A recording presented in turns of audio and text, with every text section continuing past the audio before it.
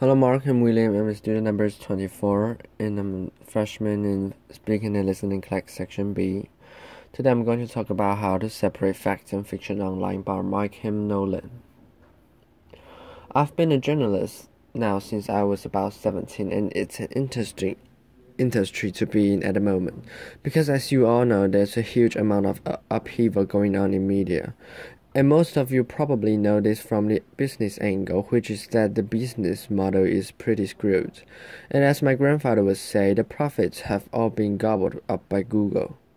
So it's a really interesting time to be a journalist, but the upheaval that I'm interested in is not on the output side, it's on the input side.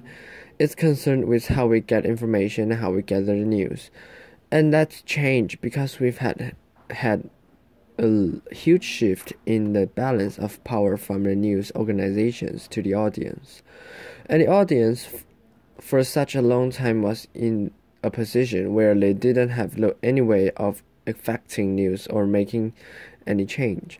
They couldn't really connect, and that changed irrevocably.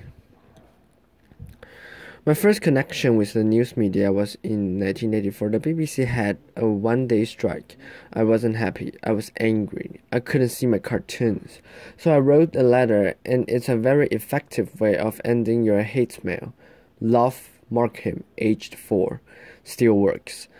I'm not sure if I had any impact on the one-day strike, but what I do know is that it took them 3 weeks to get back to me, and that's was the round journey. It took that long for anyone to have any impact and get some feedback, and that's changed how, because as journalists we interact in real time. We're not in a position where audience is reacting to news. We're reacting to the audience, and we're actually relying on them. They're helping us find the news. They're helping us figure out what is the best angle to take and what is the stuff that they want to hear. So it's a real-time thing. It's much quicker. It's happening on a constant basis. And the journalist is always playing catch-up. To give an example of how we rely on the audience, on the 5th of September in Costa Rica, an earthquake hit. It was in 7.6 magnitude. It was fairly big. And 60 seconds in the amount of time it took for it to travel 150 kilometers to Managua. So the ground shock in Managua 60 seconds after it hit the epicenter. 30 seconds later, the first message went onto Twitter, and this was someone saying Tumblr, which means earthquake. So 60 seconds was how long it took for the physical earthquake to travel. 30 seconds later, news of that earthquake had traveled all around the world instantly. Everyone in the world, hypothetically, had the potential to know that an earthquake was happening in Managua. And that happened because this one person had a documentary instinct, which was to post a status update, which is what we do now. So if something happens, we put our status update, or we post a photo, we post a video, and it was all goes up into the cloud in a constant stream. And what it means is just constant, huge volumes of data going up. It's actually staggering. When you're looking at the numbers, every minute there are 17 more hours of video on YouTube, so that every second more than an hour of video gets uploaded. In photo, Instagram, 58 photos are uploaded to Instagram a second. More than 3,500 photos go up to Facebook. So by the time I'm finished talking here, there will be 864 more hours of video on YouTube, and there were when I started.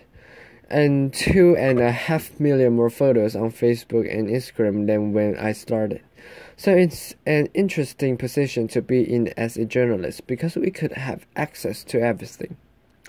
Any events that happens anywhere in the world, I should be able to know about it pretty much instantaneously.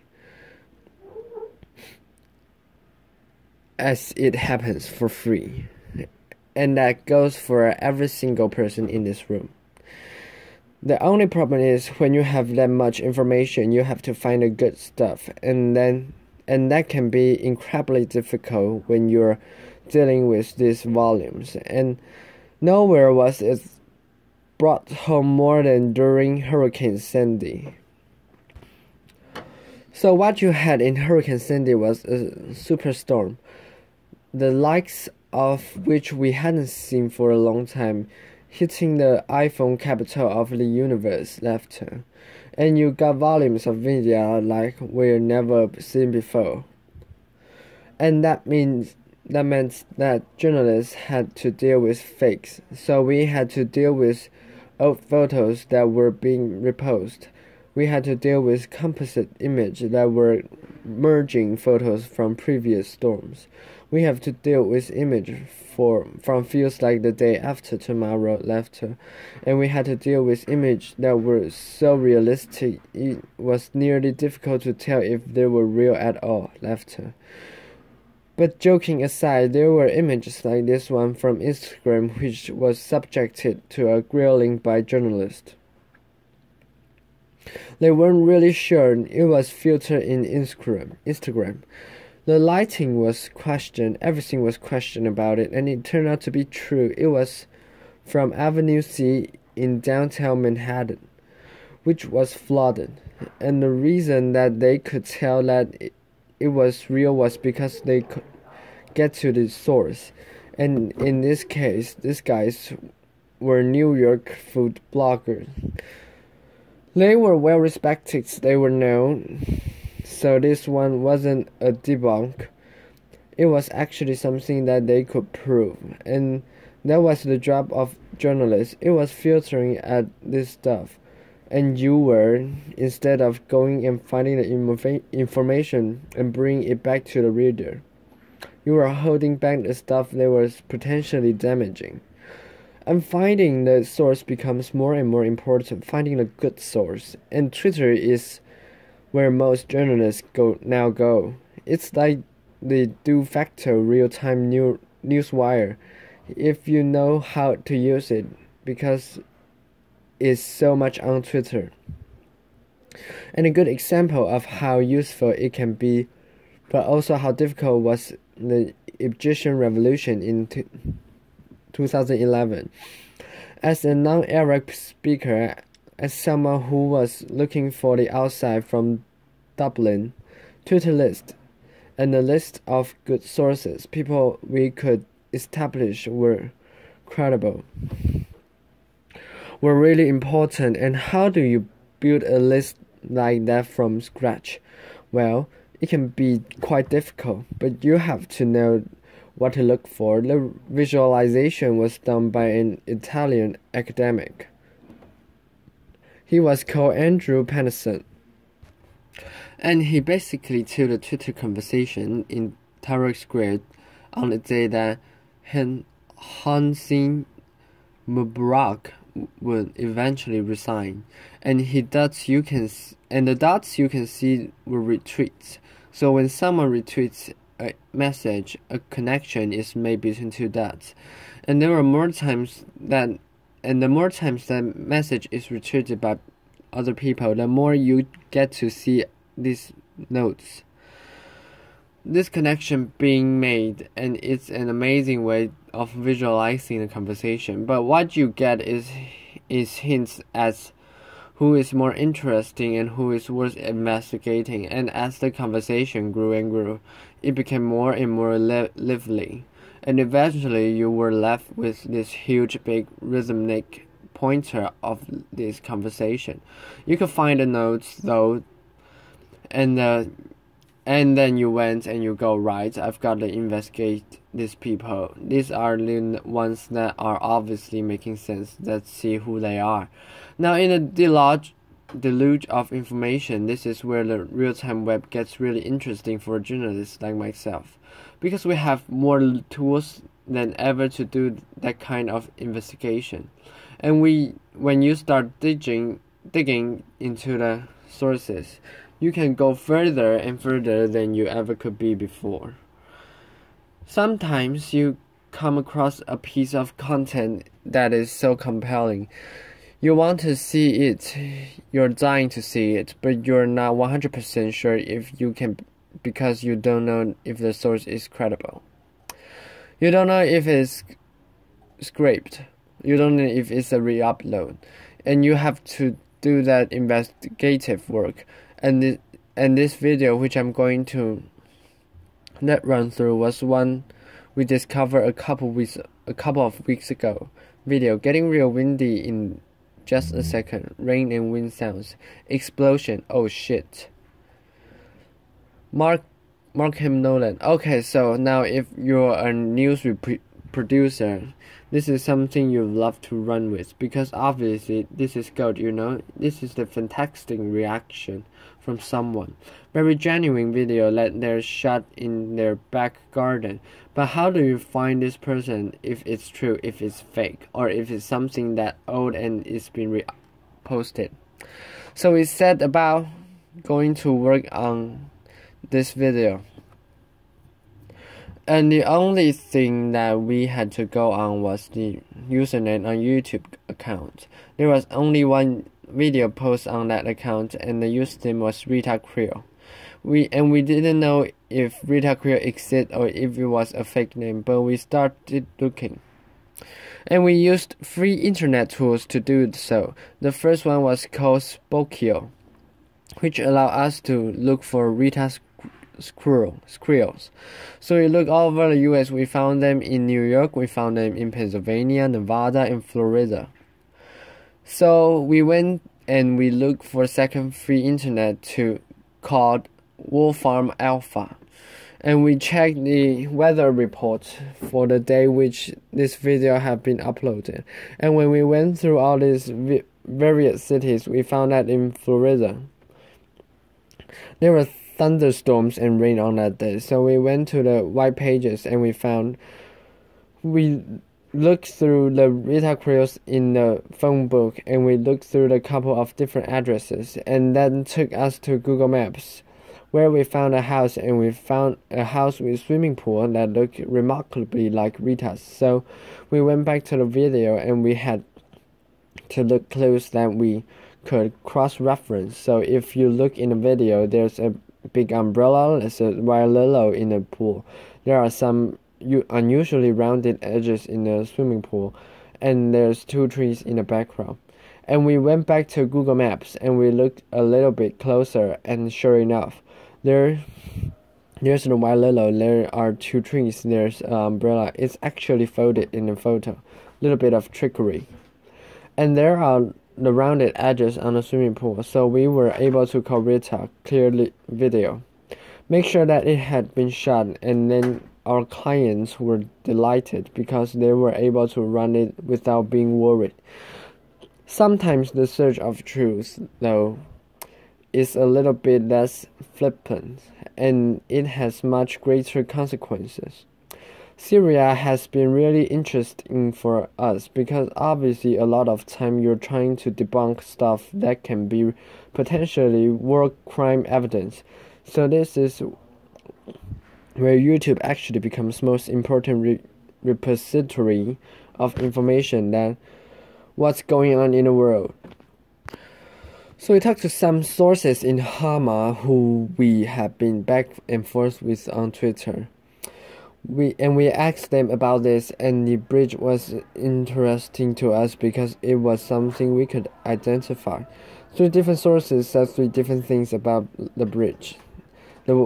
They said, one, the bridge doesn't exist. Another one said the bridge does exist, but not in Hema, and some is somewhere else. And the third one said, I think the bridge does exist, but the dam upstream of the bridge was closed, so the river should actually have been dry. So this doesn't make sense. So that was the only one that gave us a clue. We looked through the video for other clues. We saw the distinctive railings, which we could use. We looked at the curbs. The curbs were throwing shadows south, so we could tell the bridge was running east-west across the river. It had black and white curbs, As we look at the river itself, we could see there's a concrete stone on the west side. There's a cloud of blood, the blood in the river, so the river is flowing south to north. That's what that tells me. And also, as you look away from the bridge, there's a divot on the left-hand side of the bank, and the river narrows. So onto Google Maps we go, and we start looking through literally every single bridge. We go to the dam that we talked about. We start just literally going through every time that road across the river, crossing off the bridge that don't match. We're looking for one that crosses east-west, and we get to Hema. We get all the way from the dam to Hema, and there's no bridge, so we go a bit further. We switch to the satellite view, and we find another bridge, and everything starts to line up. The bridge looks like it's crossed the river east to west, so it could be our bridge. And we zoom right in. We start to see it's got a medium, so it's a 2-lane bridge. It's got a black and white curves that we saw in the video, and as we click through it, you can see someone uploaded photos to go up with the map, which is very handy. So we click into the photos,